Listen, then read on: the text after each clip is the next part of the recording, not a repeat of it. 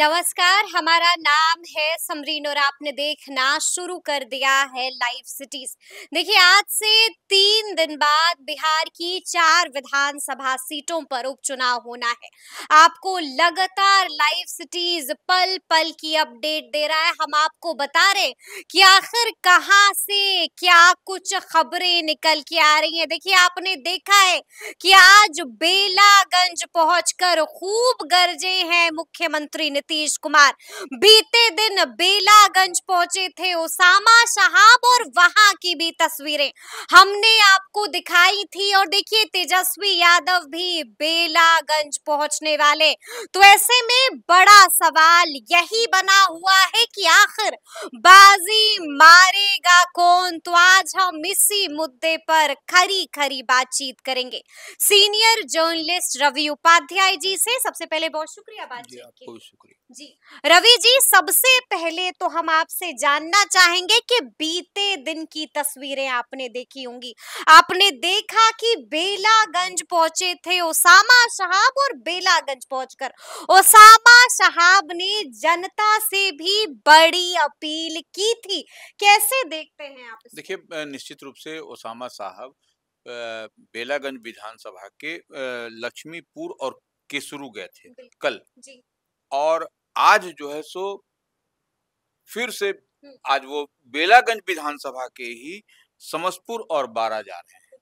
तो ये कहीं न कहीं यह बताता है कि क्या महत्व, क्या इम्पोर्टेंस ओसामा साहब और हेना साहब मरहूम मोहम्मद शहाबुद्दीन के परिवार की है अल्पसंख्यकों के बीच में। जी। यह देखने वाली बात और समझने वाली बात है, क्योंकि 12 गांव जो माने जो 12 गांव कह लीजिए या फिर ऐसे कह लिया जाए हम लोग की बेलागंज विधानसभा में मुस्लिम मतदाताओं की संख्या कितनी है यह किसी से छिपी हुई नहीं है। क्योंकि अगर मुस्लिम एक तरफ अगर वोट कर देंगे उतने में ही जो है सो जीत फेल हो जाता है। जीत और हार उसी में तय हो बिल्कुल जाता है। इसमें बिल्कुल कहीं जी। कोई दो मत नहीं है। बाजी पलट जाती बाजी पलट जाती है। तो वो इस लिहाज से उस वोट को एक मुश्त अपने पाले में करने के लिए महागठबंधन, इंडिया ब्लॉक, आरजेडी, लालू परिवार और लालू यादव पूरी तरह से लगे हुए हैं।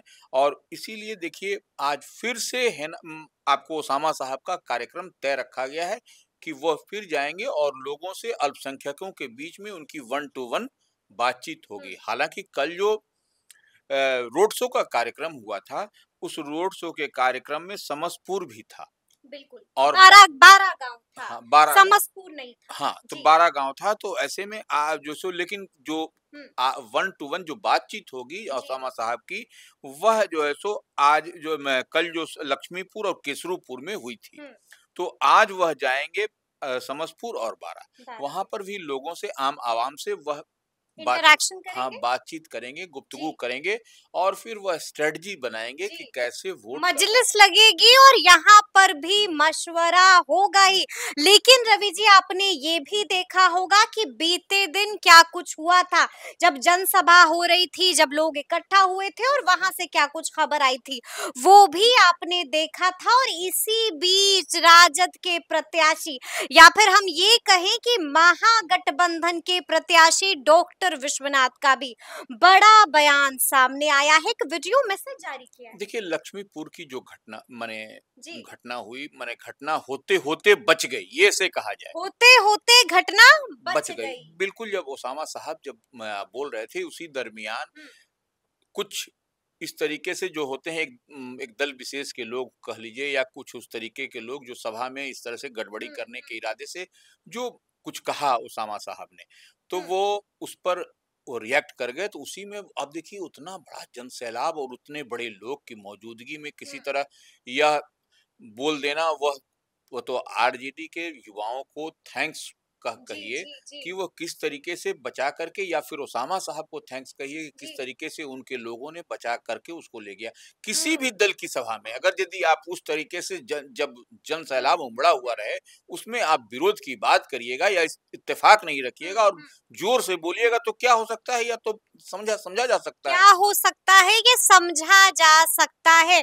तो हम आपसे ये भी जानना चाहेंगे कि उसके तुरंत बाद राजद के प्रत्याशी, महागठबंधन के प्रत्याशी डॉक्टर विश्वनाथ ने हड़बड़ाहट में एक वीडियो मैसेज भी जारी किया है। क्या कुछ कह रहे देखिए, थे? हड़बड़ाहट मत कहिए। जो विश्वनाथ जो आरजेडी के प्रत्याशी हैं बेलागंज से, उन्होंने हड़बड़ाहट में नहीं, बड़ी ही अच्छे और सलीके से बात कही कि जो अच्छा। बगैर किसी का नाम लिए हुए, जी। हालांकि यह सबको सबकी जानकारी में है कि वह जो बंदा था जो गड़बड़ी करना चाह रहा था उस भीड़ में, उसका क्या इरादा था, क्या मंसूबा था, कि इतने बड़े आम उसमें आकर के अकेला बंदा क्या करेगा, एक चना कहीं भाड़ फोड़ता है क्या? जी। तो वो आप समझिए कि मंसूबे अच्छे नहीं थे, निश्चित इरादा नेक नहीं था। निश्चित तौर पर उसका इरादा अच्छा नहीं था। कोई हम्म। भी अगर यदि दिमाग से मंद बुद्धि है फिर तो अलग बात है। यानी कि मकसद ही गड़बड़ी करना था। गड़बड़ी करना था और कुछ न कुछ करने का ही उसकी मंशा, उसकी इरादा ये थी।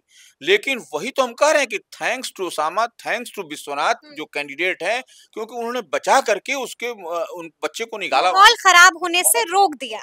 रोक दिया, लेकिन उसके बाद वीडियो मैसेज में क्या कह रहे हैं? देखिए, वह निश्चित रूप से विश्वनाथ का जो मैसेज आया है, जो प्रत्याशी हैं वहां से आरजेडी के, उन्होंने स्पष्ट कहा है कि जो बगैर किसी का नाम लिए जो मठाधीश हैं, तो मठाधीश और जो चुनाव लड़ रहे हैं, मठाधीश हैं, चुनाव लड़ रहे हैं। देखिए, एक इशारा कर दिया उन्होंने कि कौन मठाधीश है और कौन, और नफरत का बीज कृपया न बोइए।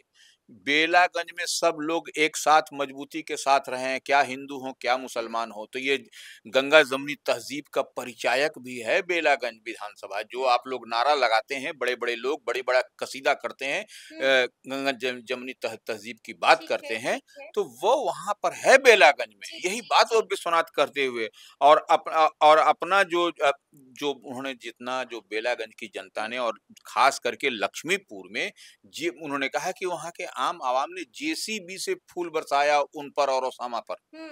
तो यह कहीं ना कहीं सैल्यूट है उस जनता को। और वहां पर वो गड़बड़ी करने के इरादे से कुछ लोग आए, तो यह किस तरीके से बचाया गया, किस तरीके से माहौल नहीं बिगड़ने दिया गया, यह तो बड़ी बात हुई है। बिल्कुल, ये तो बड़ी बात हुई है। लेकिन उसी बेलागंज में आज हमने देखा कि मुख्यमंत्री नीतीश कुमार भी पहुंचे हैं रवि जी, और वहां पहुंचकर गजब गरजे हैं, गजब बरसे हैं, लोगों के दिल तक मुख्यमंत्री की बात तो पहुंच गई ना। देखिए, बेलागंज में निश्चित रूप से मनोरमा देवी जेडीयू प्रत्याशी हैं, आरजेडी महागठबंधन इंडिया ब्लॉक की ओर से जिस तरीके से विश्वनाथ प्रत्याशी हैं, उसी तरह से मनोरमा देवी एक्स एमएलसी वहां से जेडीयू की उम्मीदवार हैं। तो वह निश्चित रूप से मुस्लिम का वोट अपनी ओर करने के लिए, और नीतीश कुमार निकल चुके हैं। कल भी वह जो है सो एनडीए के प्रत्याशी के प्रचार में गए थे, एक्शन मोड में मुख्यमंत्री आज थे। निश्चित रूप से। तो और आज वह बेलागंज में थे, बेलागंज में वह जो सभा कर रहे थे उसमें देखिए अल्पसंख्यक चेहरा भी उनके साथ था। जमा खान जो उनकी कैबिनेट में मिनिस्टर हैं वो थे, गुलाम गौस थे जो विधान परिषद के सदस्य हैं, वह भी थे। उसके अलावा शीला मंडल थी, लवली आनंद थी एमपी, जो उसके बाद से कौशलेंद्र थे जो नालंदा से एमपी हैं, उसके बाद से रिंकू सिंह थे, पंकज मिश्रा, चेतन आनंद, तमाम माने उनके साथ सब नेता लोग मौजूद थे मंच पर। और उन्होंने क्या कहा कि पहले क्या होता था जी, जब वो सत्ता में आए थे उसके पहले क्या था, यानी कि 2005 से पहले वाला बिहार याद दिलाते। हाँ बिल्कुल वही याद करा भी रहे हैं। और वो कह रहे हैं कि वहाँ क्या स्थिति थी, रात में कोई निकलता था, रात में कोई नहीं निकलता था, हम लोगों ने जब काम किया तब अब रात में निकलना शुरू हुआ। तो यही बात वह बता रहे हैं। लोगों के दिल तक पहुंच गई मुख्यमंत्री की बात, बिल्कुल असर कर गई मुख्यमंत्री की बात। अब तो यह 13 तारीख को पता चलेगा समरीन कि असर किया नहीं किया, क्या हुआ। अब लेकिन जो आरजेडी की ओर से जो बड़े बड़े कद्दावर मुस्लिम चेहरे दिखाई पड़ रहे हैं, अब वैसा चेहरा इनके पास माने एनडीए के पास नहीं दिखाई पड़ रहा है। वैसा चेहरा एनडीए के पास नहीं दिखाई पड़ रहा है। देखिए, इसी बीच बड़ी खबर, ब्रेकिंग खबर हिना साहब से भी जुड़ी हुई आ रही है। क्या खबर है रवि जी? देखिए, मरहूम शहाबुद्दीन की वह पत्नी है हिना साहब, और उनके पुत्र ओसामा साहब तो कैंप ही कर दिया उन्होंने बेलागंज में। तो अब ऐसी परिस्थिति में हिना साहब और लालू प्रसाद यादव जो राजद अध्यक्ष हैं, उनका भी कार्यक्रम 11 तारीख को प्रचार प्रसार के अंतिम दिन अंतिम स्ट्राइक वो करने जा रहे हैं। अच्छा, लालू प्रसाद यादव भी बेलागंज पहुंच रहे हैं और हिना साहब भी बेलागंज एक साथ दोनों का स्ट्राइक होगा बेलागंज में, और जो पड़ाव मैदान है वहां पर सभा होगी, जनसभा होगी संयुक्त रूप से। तो यह एक, और देखिए उसके बाद प्रचार प्रसार कल खत्म हो जाएगा।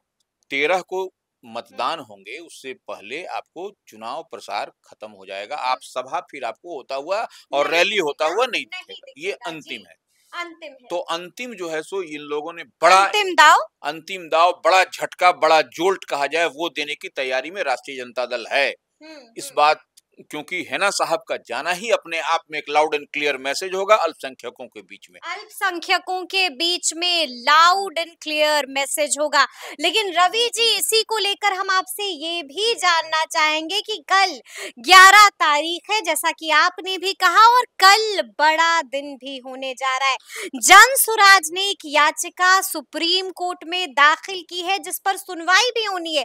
क्यों पहुंच गया है जनसुराज सुप्रीम कोर्ट? देखिए, चुनाव आयोग ने पिछले दिनों आपको देखिएगा कि जो उत्तर प्रदेश, पंजाब और केरल में चुनाव की तिथि चुनाव आयोग ने धार्मिक आयोजनों के आधार पर उसमें डिफर किया था आगे। हाँ, तो वो जब डिफर किया, जब बढ़ा दिया, तो उसी को लेकर के प्रशांत किशोर की पार्टी जनसुराज ने सुप्रीम कोर्ट का दरवाजा खटखटाया है। वो दरवाजा खटखटा करके ये कहा है कि यहाँ पर लोक आस्था का महापर्व छठ बिहार में, और इसके बावजूद यहाँ पर उपचुनाव जो हो रहे हैं 4 सीट पर, उसकी तिथि स्थगित नहीं की गई, उसकी तिथि को आगे नहीं बढ़ाया गया। तो इसी बात को लेकर के जब ये 3 स्टेट में उत्तर प्रदेश, पंजाब और केरल में जब धार्मिक आयोजनों को लेकर के, तो बिहार के साथ ऐसा सौतेला व्यवहार क्यों? बिल्कुल एग्जैक्टली यही बात वो कहा गया है। और इसी के लिए, और देखिए संविधान के अनुच्छेद 14 के तहत यह भी प्रावधान है समानता के अधिकार का उल्लंघन नहीं हो। बिल्कुल, ये भी आरोप लगाया है कि समानता के अधिकार का उल्लंघन तो हुआ है। तो आपको क्या लगता है क्या होगा कल? क्योंकि कल इस मामले में सुनवाई होनी है, तो क्या बिहार में उपचुनाव टल जाएगा? देखिए, जिस तरीके से पंजाब, उत्तर प्रदेश और केरल का उदाहरण देकर के चुनाव आयोग ने इन तीनों राज्यों के डेट में डिफर किया था, डेट को आगे बढ़ाया था तिथि से, तो ऐसे में जो इन लोगों की भी डिमांड है कि वो 20 तारीख कर दिया जाए। 20 नवंबर कर दिया। देखिए, झारखंड में भी आपको 2 फेज में चुनाव हो रहा है। 13 तारीख को मतदान होगा पहले चरण का, दूसरे फेज का 20 को होगा। तो 20 तारीख को कर देने में कहीं कोई दिक्कत परेशानी नहीं है। बिल्कुल। तो यानी कि आप कह रहे हैं कि कल कोई भी फैसला आ सकता है। बिल्कुल, उसके लिए तैयार रहना पड़ेगा। और देखिए, एक स्टेट को आप जब 2 स्टेट को 3 स्टेट को उसका लाभ दे रहे हैं, तो वाई नॉट अपने बिहार को क्यों नहीं? बिहार में क्यों नहीं? लोक आस्था का महापर्व छठ जो है वह देश दुनिया बिहार के देख करके ही वो करता है, प्रसिद्ध है। तो ऐसे में आप बिहार के साथ में इस तरह का मापदंड नहीं, दोहरा मापदंड नहीं चलेगा। यही बात सुप्रीम कोर्ट, देखिए सर्वोच्च न्यायालय है, न्याय का सबसे बड़ा मंदिर है वो, उससे बड़ा टेम्पल कोई नहीं है जस्टिस का। कल आ जाएगा फैसला, निश्चित रूप कल फैसला आ जाएगा। तो चलिए अब हम अंतिम सवाल ले लेते हैं। देखिए, हमने बेलागंज का तो जिक्र कर लिया है रवि जी, लेकिन अब हम आपसे जानना चाहेंगे कि तरारी से, रामगढ़ से और इमामगंज से क्या कुछ खबरें आ रही हैं? देखिए, तरारी में आपको लड़ाई है, और लड़ाई का मतलब यह है कि आपको वहां पर विशाल प्रशांत जो भारतीय जनता पार्टी के कैंडिडेट हैं, उनको एज, जिनके लिए चिराग पासवान ने बीते दिन मोहल बना दिया। हाँ बिल्कुल, वह जो है सो एज मिलता हुआ भी दिख रहा है उनको। लेकिन लड़ाई वहां पर टसम टस है, माले से भाकपा माले से लड़ाई है। रामगढ़ का क्या है? देखिए, रामगढ़ में भी आपको बसपा के साथ लड़ाई है उनकी, बसपा के साथ वहां पर दोनों जो राजपूत समाज से हैं। और देखिए, सुधाकर सिंह का बयान पिछले दिनों आया, वह कहीं ना कहीं घातक हो गया, वो निश्चित रूप से वह जो सिरदर्द हो गया, वो बैकफुट पर लेता हुआ जाता हुआ दिखाई पड़ रहा है। तो अब वहां पर लड़ाई आपको एक तरीके से कहा जाए तो भारतीय जनता पार्टी और बसपा के बीच में बनती हुई दिखाई पड़ रही है। बिल्कुल। इमामगंज से क्या खबर है? देखिए, इमामगंज में दीपा माझी तो हैं उम्मीदवार, इसमें कहीं कोई दो मत नहीं, लेकिन आरजेडी भी वहां पर मजबूत उपस्थिति दर्ज करता हुआ दिखाई पड़ रहा है, क्योंकि वहाँ डॉक्टर जितेंद्र पासवान, हाँ जितेंद्र पासवान, देखिए वो पीछा कर रहे हैं, पीछा नहीं, छोड़ नहीं रहे हैं वो। ऐसा नहीं है कि उनको अब जितेंद्र पासवान को, जनसुराज के उम्मीदवार को आप रिजेक्ट कर दीजिएगा, वो पीछा कर रहे हैं। अब कौन और यही कह रहे हैं कि जब तक तोड़ेंगे नहीं तब तक छोड़ेंगे नहीं। बिल्कुल। तो ये सबसे बड़ी बात है, इसलिए इमामगंज में लड़ाई आपको कहाँ फंस जाएगी ये कहना बहुत कोई मुश्किल। नहीं जानता है, तो अब देखना होगा कि आगे आगे होगा क्या। तो फिर ये पूरी बातचीत आपको कैसी लगी है, कमेंट करके हमें जरूर बताइएगा। तो ऐसे तमाम अपडेट्स के लिए बिल्कुल ऐसे ही हमारे साथ बने रहिएगा और देखते रहिएगा लाइव सिटीज। बहुत शुक्रिया।